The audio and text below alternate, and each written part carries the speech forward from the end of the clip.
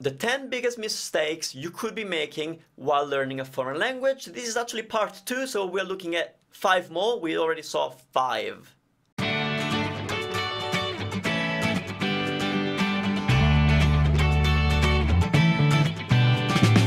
Hello and welcome to Italy Made Easy, the channel where we focus on learning, improving and mastering the Italian language. But in this video we continue talking about language learning in general. So we're going to do this in English so that it's approachable by everybody, because these 5 big mistakes are things that I've seen as a linguist myself and as a language learner myself for more than 20 years. These are very common mistakes, and if you fix them, you will find that you speed up the way you're learning the language. And we've already seen the first 5, so make sure that you watch that video first. But let's dive into 5 more mistakes that you could be making while learning a language. Big mistake number 6 is not studying the language every day.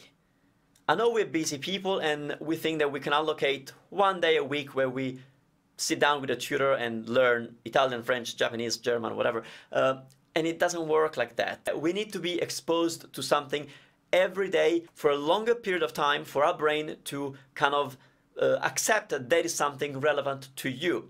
We are not going to remember something that we only see once because that's irrelevant to our brain. And so you have to make that language that you're studying relevant to your brain so that after a month or 2, it actually gets into the flow of saying, okay, where's my Italian lesson? Where's my Italian exposure? And so my advice is, yes, we're busy, but could you spend even just 10 minutes a day when you're not really sitting down for the big lesson, learning, exposing yourself to the language that you are studying? You could sit down and do some flashcards to learn vocabulary. You should do that every day.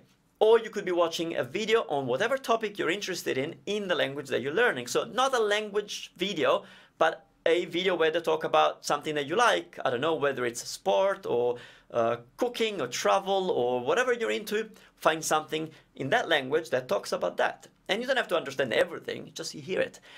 Can you find podcasts in that language? Could you be reading something every now and then in that language? And so all this exposure to that language that is not active learning will trick your brain into getting used to that language and in believing that that language is something relevant to you and that it should be paying attention.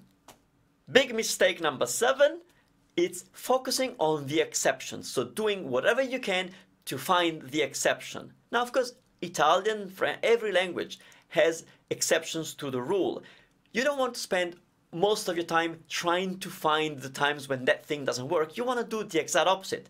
Find the rule or the guideline that works most of the time and you start using it. Use it every day as much as you can, want and wish to.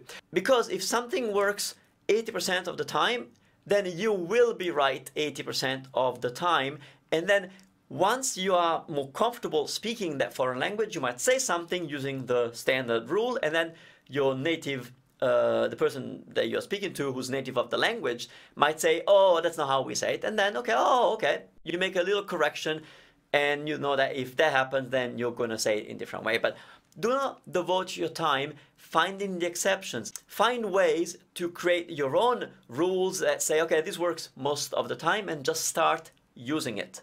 Big mistake number 8 is, it's kind of like similar to something that we talked about, and it's believing that grammar is the most important thing you can learn of the foreign language. It is not. Like I said earlier in the other video, maybe not you, but people make mistakes in their own native languages. They use incorrect grammar, they use incorrect vocabulary, and so it's not it's not a very productive usage of your time to become obsessed with grammar and wanting to master every little nuance of the grammar, even things that are way beyond your level. And that's very common to see students worrying about something that it's so advanced that they shouldn't be worrying about. I usually give the example of the violin, and it's like, if you're just starting and you should be working on your scales and the silly songs that you can kind of play, and then wanting to learn how to do the vibrato.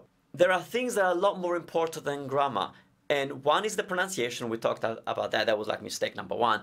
But there are other things like vocabulary, of course, but it's communication. You have to focus on communicating. It doesn't matter if you make mistakes. The more mistakes you make, the more you are going to improve the language, because you're going to improve your confidence, because they still understand you with mistakes, you realize. And then it will make you learn how it's done properly. If you don't make mistakes, you'll never know that you're thinking it wrong. You gotta say it to the native speakers before you know that it's wrong. And so try and focus on pronunciation and vocabulary and of course grammar, but focus on getting communication across. The idea is that you have to be able to speak the language. I get so passionate about this.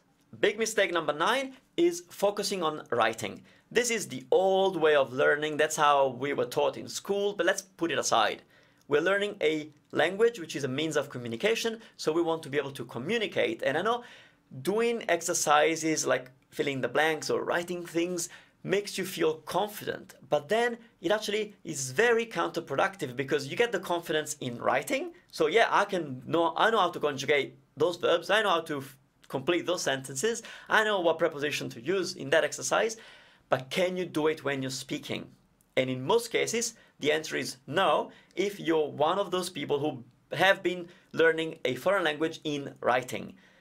Of course, writing has its place, it helps your memory remember things, but whatever you do, make sure that the first way you assess your learning, your comprehension, whatever you've learned, basically, make sure that you assess it in speech. Speak it to yourself if you're alone, or speak it to people. Now, the 10 big mistakes that you could be making, and it's not all that common, but it is wanting to learn a foreign language from a non-native of that language. So it's like if you're wanting to learn Italian, it would be like wanting to learn Italian from an American. You should be probably learning it from an Italian, okay? Sometimes a non-native can share some insights with you if you are natives of the same language. So, for example, an English speaker who's learned Italian can help you with common mistakes that you would make as an English speaker as well. But overall, you want to learn a language from a native speaker because you have to pick up the way they speak. You have to get not only pronunciation is only one of the things that matter. The intonation, the emphasis, the cadence, all these things are embedded in a language. They all make up the language. So it's not just how you pronounce the words, but it's how you express the words that you are learning and the sentences that you want to say. And so I hope this second video on the top 10 mistakes that you could be making when learning a language can help you move through this monster of the language learning thing and get to a point where you're comfortable and confident enough to say to yourself, I can speak, fill in the blank with whatever language you want. I can speak Italian, I can speak French, I can speak Japanese. And remember, don't get fooled by the idea that you should be fluent like a native, because that's not the goal.